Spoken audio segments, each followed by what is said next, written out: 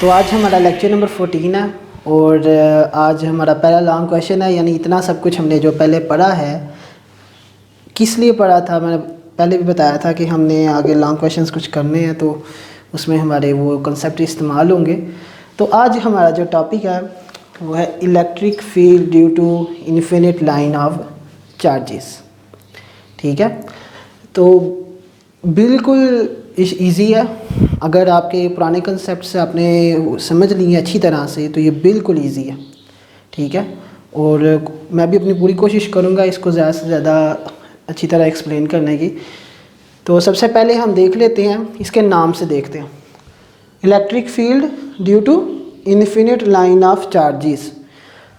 Electric field हमने find करनी है किसकी वजह से, due to infinite line of charges. अब इसमें लफ्ज़ आ गया लाइन का, यानी ये कौन सी होगी, इसमें लीनियर वाली। तो लीनियर वाले कंसेप्ट को आपने ज़हन में ले आना है। ठीक है, अच्छा कंसेप्ट आपने ज़हन में अभी क्या लाना है कि अच्छा उसमें हमने एक लाइन ली थी, उसमें से हमने एक लेंथ एलिमेंट लिया था। उस लेंथ एलिमेंट का जो चार्ज एलिमेंट था वो डी क्यू था। फिर उसके बाद हमने उसकी लीनियर चार्ज डेंसिटी निकाली थी। फिर हमने इलेक्ट्रिक फील्ड फाइंड की थी। इलेक्ट्रिक फील्ड फाइंड करने के बाद हमने टोटल इलेक्ट्रिक फील्ड फाइंड करने के लिए क्या किया था, इंटीग्रल लिया था। यकीन करें यही 3-4 स्टेप इसमें इस्तेमाल होने हैं। तो सबसे पहले हम इसमें ले आते हैं डायग्राम को, इसको समझने की कोशिश करते हैं। तो इसमें हम करते हैं कंसीडर। अब ये जो इंग्लिश वाली वर्डिंग है तो मैं बोलूँगा ही, ज़ाहिर है इसमें। तो आपको वीडियो के ना एंड में मैं ना ये पिक्चर्स की सूरत में लगा दूंगा, तो आपने इसको सारा वहाँ से मिल जाएगा जो रिटन मटेरियल होगा। अच्छा, तो सबसे पहले हम करेंगे कंसीडर। क्या करेंगे कि हमारे पास एक इन्फिनिट लाइन ऑफ चार्जेस है। तो ये एक हमारे पास कह लें कि रॉड है कोई भी। ठीक है, उसके ऊपर उस रॉड की लंबाई कितनी है, रॉड से मुराद लाइन ही ले लें। तो उस रॉड में या लाइन में जो उसकी लंबाई कितनी है वो इन्फिनिट है। ठीक है, और उसके ऊपर चार्ज डिस्ट्रीब्यूट हुआ हुआ, और ये हमारा कह ले कि ये एक्स एक्सिस है। ठीक है, तो ये हमने कंसीडर कर लेना। अब हमने पहला काम क्या करना, अब इसके ऊपर क्या है, चार्ज डिस्ट्रीब्यूट हुआ हुआ। तो जिस तरह हमने पहले किया था लीनियर चार्ज डिस्ट्रीब्यूशन में, हमने क्या किया था, लेंथ एलिमेंट ले लिया था। अब इसमें भी क्या करेंगे, लेंथ एलिमेंट ले लेंगे। ये हमारा क्या है, ये एक्स एक्सिस है, ये हमारा एक्स एक्सिस है। इसी एक्स एक्सिस के ऊपर एक लेंथ एलिमेंट ले लेंगे जिसकी लेंथ क्या होगी, इस लेंथ एलिमेंट की लेंथ डी जी, और इसके अंदर चार्ज कितना होगा, डी क्यू। सिमिलरली इसमें भी ऊपर वाली साइड में ही किया, नीचे वाली साइड में भी कर लेंगे। लेंथ एलिमेंट डी जी, इसका चार्ज कितना था, डी क्यू, इसका भी इधर डी क्यू। अच्छा, दूसरी चीज़ यहाँ से लेकर एक्स एक्सिस से लेके ये जो लेंथ एलिमेंट तक का फासला है वो है डी जेड। इसी तरह इस एक्स एक्सिस से लेकर इस लेंथ एलिमेंट का फासला वो भी कितना है, जेड। ठीक है, अब ये मैंने बताया था कि हमने वेक्टरली जब हमने पढ़े था इलेक्ट्रिक फील्ड में, तो ये अब इसमें उसका कंसेप्ट इस्तेमाल होगा। तो अब ये पॉजिटिवली चार्ज है, तो इसकी जो इलेक्ट्रिक फील्ड लाइंस होंगी वो क्या होंगी, आउटवर्ड। ठीक है, तो ये कह लें ऐसे आउटवर्ड। इसी तरह इसकी भी आउटवर्ड ही होगी। अब इसको अगर मैं चार्ज Q1 कह देता हूँ, इसको चार्ज Q2 कह देता हूँ, तो इसकी वजह से जो इलेक्ट्रिक फील्ड होगी इसको मैं कह देता हूँ DE1, और ये आउटवर्ड है, और इसकी वजह से भी क्या होगी, DE2। ठीक है, और ये पॉइंट वो है P जिस पे हमने क्या फाइंड करनी है, इलेक्ट्रिक फील्ड।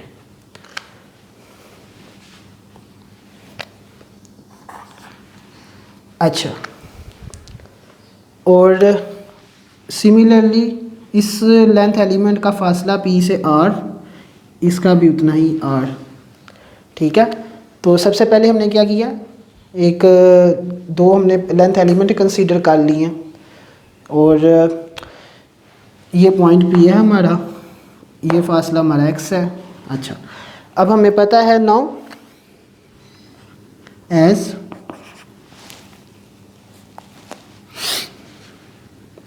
या फिर take a small length element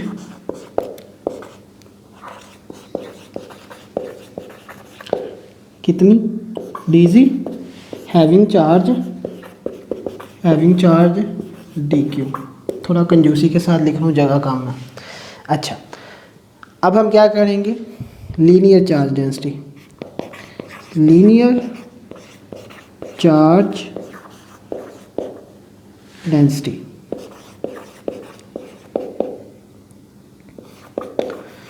तो लीनियर चार्ज डेंसिटी क्या होगी, हमने पढ़ा था, वो थी हमारे पास लैम्डा के इक्वल, और वो कितनी थी, D Q over D G.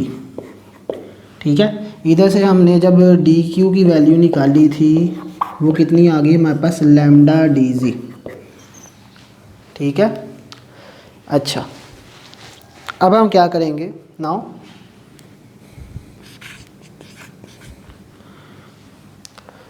अब हम देखेंगे अपर साइड के लिए और फिर लोअर साइड के लिए। फॉर अपर साइड,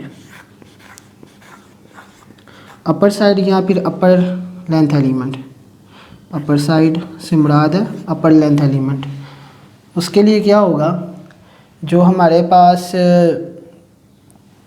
वैल्यू है किसकी, इलेक्ट्रिक फील्ड की, वो क्या है अपर साइड के लिए, वो है ये DE2। तो उसकी value KDQ over R square.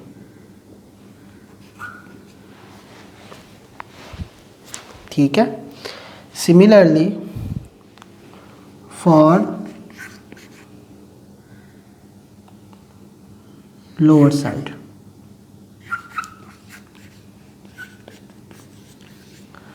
तो इसके लिए जो इलेक्ट्रिक फील्ड है वो है DE1। तो ये आ जाएगा DE1 is equals to KDQ over R square. अब इसमें एक चीज़ हम निकाल लेते हैं कि अगर हम देखें इस पॉइंट को, इसको और इस पॉइंट P को, हमारे पास एक शक्ल बन जाती है इस तरह की। ये point P,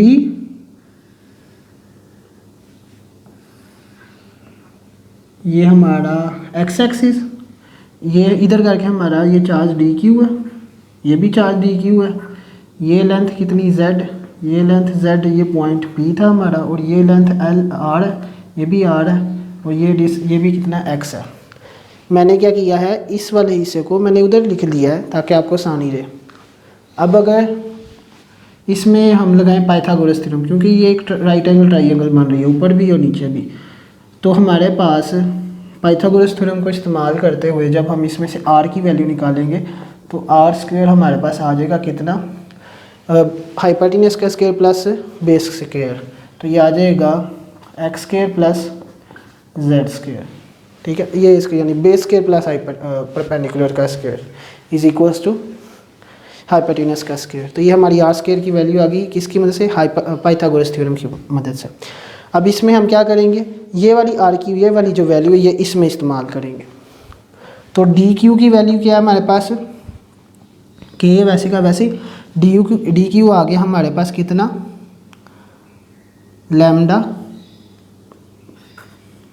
D g over r square की जगह उसकी वैल्यू लगा देंगे x square plus z square.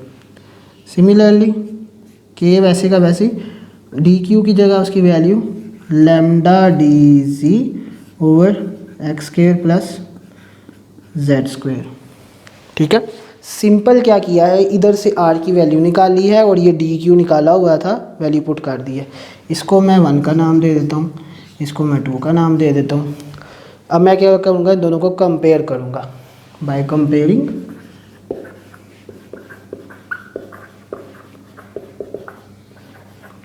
Equation 1 and equation 2।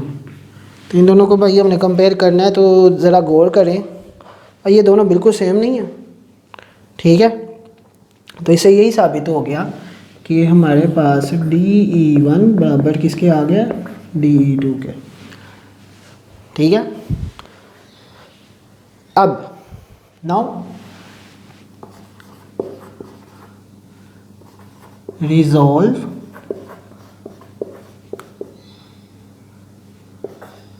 DE1 and DE2 into components। अब हमने क्या करना है, ये जो हमारी इलेक्ट्रिक फील्ड्स हैं इनको हमने कंपोनेंट्स में डिवाइड करना है, तकसीम करना है, ठीक है। तो एक्स एक्सिस ये है, ये हमारा एक्स एक्सिस है, ये ज़हन में रखना। एंगल हमारा एक्स एक्सिस के साथ होगा ये, तो हमें पता है एक्स एक्सिस के लॉन्ग कौन सा इसका कंपोनेंट होगा, एक्स वाला। तो इसका भी एंगल एक्स एक्सिस के लिहाज से लेंगे तो ये भी इसी तरफ हो जाएगा, यानी दोनों के एक्स कंपोनेंट इधर आ जाएंगे। इसका भी DE1x और इसका भी DE2x, ये बिल्कुल फर्स्ट ईयर जैसा ही है, इसको रिजॉल्व करना है। इसी तरह y वाला कंपोनेंट, तो ये आ गया इसका नीचे वाला DE2y, क्योंकि नीचे की तरफ, और इसका ऊपर की तरफ होगा DE1y। ये हमने डिवाइड कर दिया कंपोनेंट्स में, ठीक है।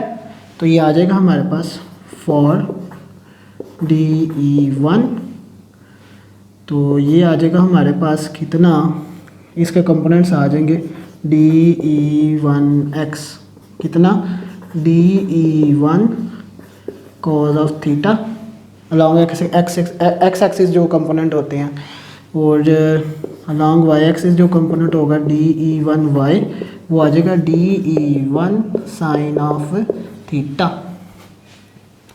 सिमिलरली हम क्या करेंगे फॉर DE2, तो इसके लिए x कंपोनेंट, बल्कि मैं जगह कम है तो मैं इधर ही लिख लेता हूँ, फॉर DE2, तो इसके लिए आ जाएगा x component DE2x is equals to DE2 cos theta, DE2y is equals to DE2 sine of theta.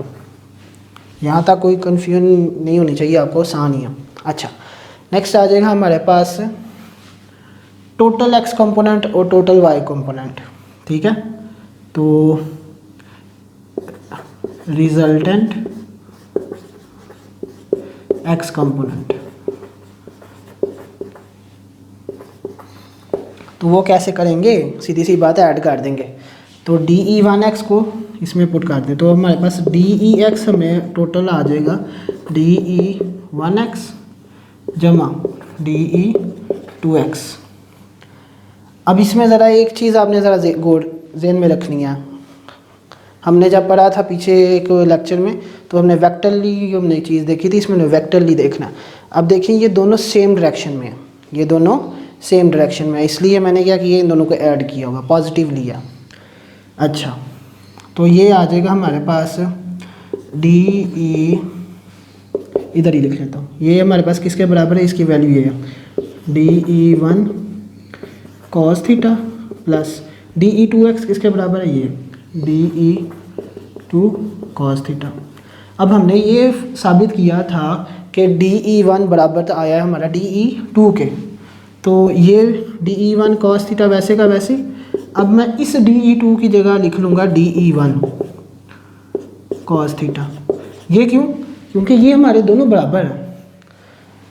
अब ये दोनों ऐड हो जाएंगे, तो ये आ जाएगा 2 DE1 cos ऑफ थीटा। ये एक हमारे पास आंसर आ गया। नेक्स्ट, रिजल्टेंट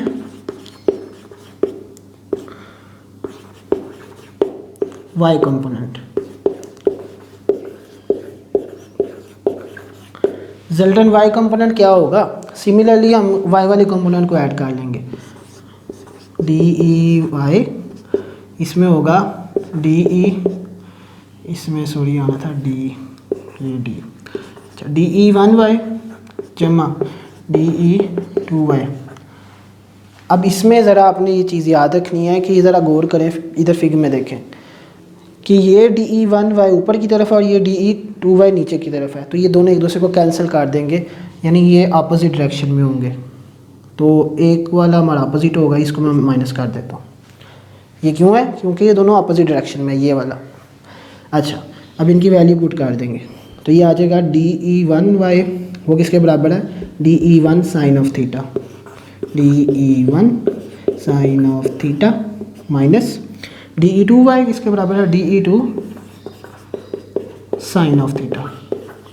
अच्छा, अब हम क्या करेंगे? सेम वही स्टेप जो ऊपर किया था, क्या कि हमें पता है कि DE1 बराबर DE2 के है, तो DE1y साइन ऑफ थीटा, इस DE2 की जगह मैं लिख लूँगा DE1y, DE1 sine of theta. अच्छा, तो ये दोनों काट जाएंगे 0, तो हमारे पास जो टोटल इलेक्ट्रिक फील्ड होगी वो किसकी वजह से होगी? x की वजह से। तो now magnitude of electric field,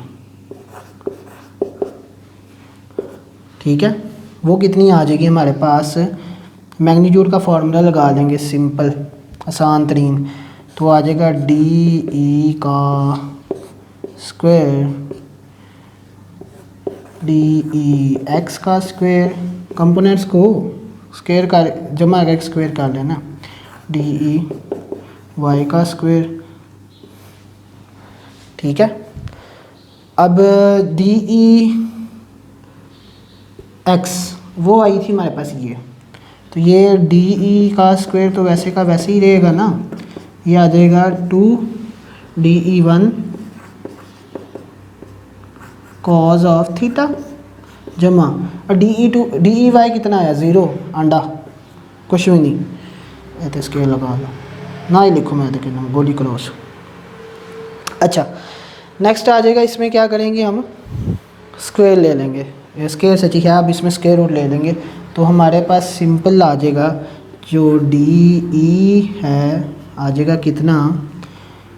2DE1 cos of theta. अब पहला स्टेप हो गया, दूसरा स्टेप हो गया, हमने इस पैच या फिर लेंथ एलिमेंट के लिए हमने निकाल ली इलेक्ट्रिक फील्ड, अब हमने निकालनी है होल लेंथ के लिए, for whole line of infinite line of charge.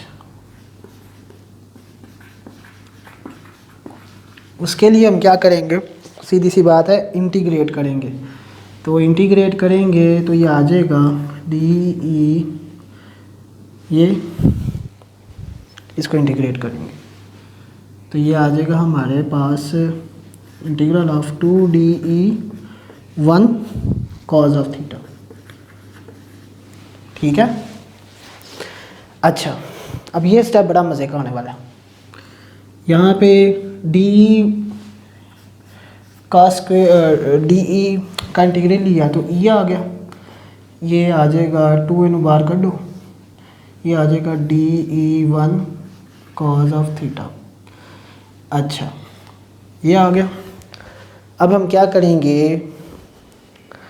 जो DE1 की वैल्यू है हमने निकाली थी, ये DE1 की वैल्यू, इसको पुट कर देंगे उसमें, तो आ जाएगा हमारे पास E कितना?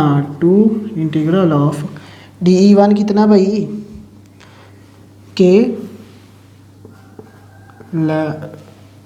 Lambda TZ over x square plus z square, और ये कॉस थीटा नहीं बोलना।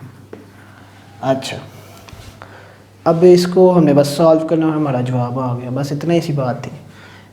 तो इसमें आ जाएगा हमारे पास, हम इसमें पुट करेंगे क्या कि हमारा जो z है ना वो बराबर होगा x tan थीटा के। अब इसमें एक चीज़ मैं बताता चलूँ कि ये जो इसमें जो x है ना हमारा, ये x, ये भाई ये कांस्टेंट है, ये वेरिएबल नहीं है, ये गल ये नीचे रखा जाए। और इसका जब हम डिफरेंशियल लेंगे तो ये आ जाएगा dz, डेरिवेटिव लेंगे, x कांस्टेंट है तो tan का होता है सीकेंड square theta D theta, further लिया ना उसका। अच्छा, तो इसके लिहाज से जब देखें जब हम इसमें पुट करेंगे थीटा 0, इसमें थीटा पुट करो, हाँ tan 0 0, तो ये आ जाएगा z भी हमारे पास 0 आ जाएगा। और जब हम इसमें थीटा π/2 पुट करें, ठीक है, तो जब π/2 पुट करेंगे तो tan π/2 यानी tan 90 वो होता है इन्फिनिटी। अब इसमें हम क्या करेंगे, अब हमने टोटल लेंथ निकालनी है। अब हमने कहा इन्फिनिट लाइन ऑफ चार्जेस है, हमने आगे भी कहा था इसकी लेंथ इन्फिनिटी तक है, तो इसकी जो लिमिट्स होंगी वो क्या होंगी, 0 से इन्फिनिटी, ये भी 0 से इन्फिनिटी, ये भी 0 से इन्फिनिटी। लेकिन जब हम इसके लिहाज से देखेंगे तो ये इसकी लिमिट्स इसकी बदल जाएंगी। तो अब ये हो जाएगा कितना, इसमें अब सारी वैल्यूज़ हमने पुट करनी है। सबसे पहले ये k और लैम्डा को बाहर निकाल लेते हैं, 2 भी k और लैम्डा ये कांस्टेंट है, ठीक है, इंटीग्रल, और लिमिट आ जाएगी हमारी π/2 और 0 और π/2, ठीक है, 0 π/2, क्योंकि हमारे पास इसमें वेरिएबल ही चेंज हो गया। तो ऊपर हमारे पास बच गया dz,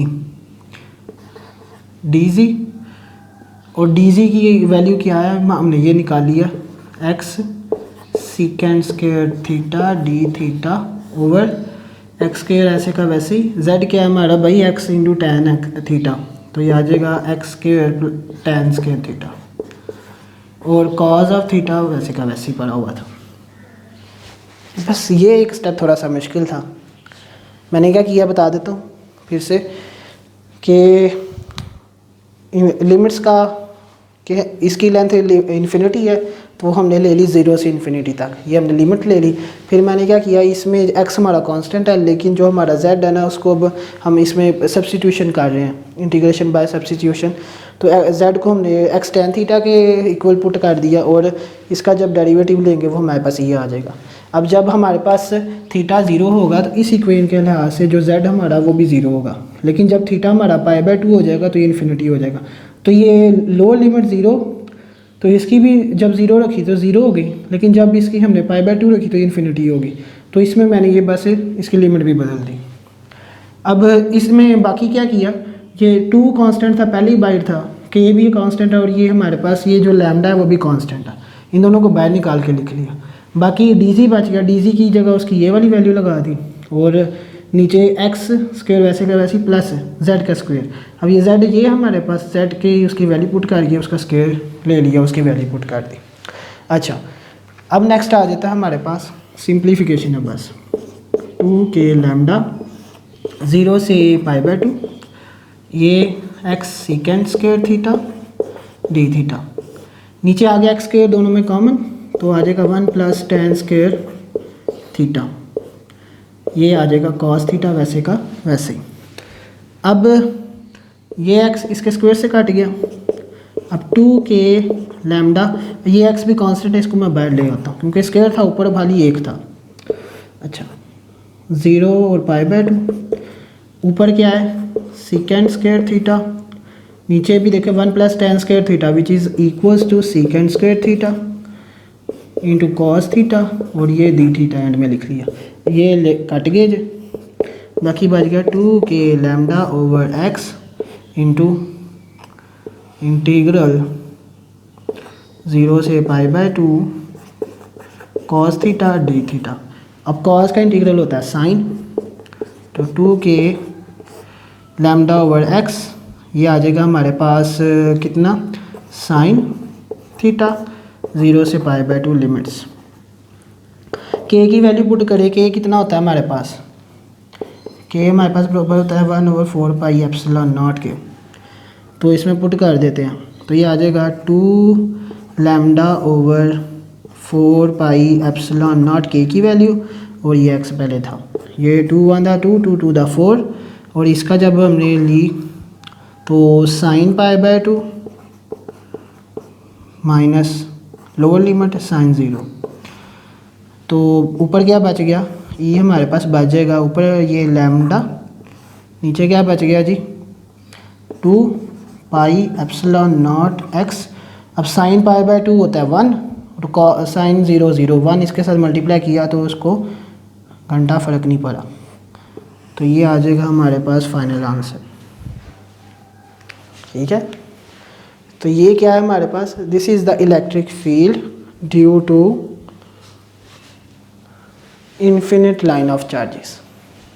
तो मैंने तो पूरी कोशिश की है कि ज़्यादा से ज़्यादा सिंपल वे में आपको समझा सकूं, तो उम्मीद करता हूँ आपको समझ लग गई होगी। तो मिलते हैं नेक्स्ट लेक्चर में, तब तक के लिए अल्लाह हाफिज़।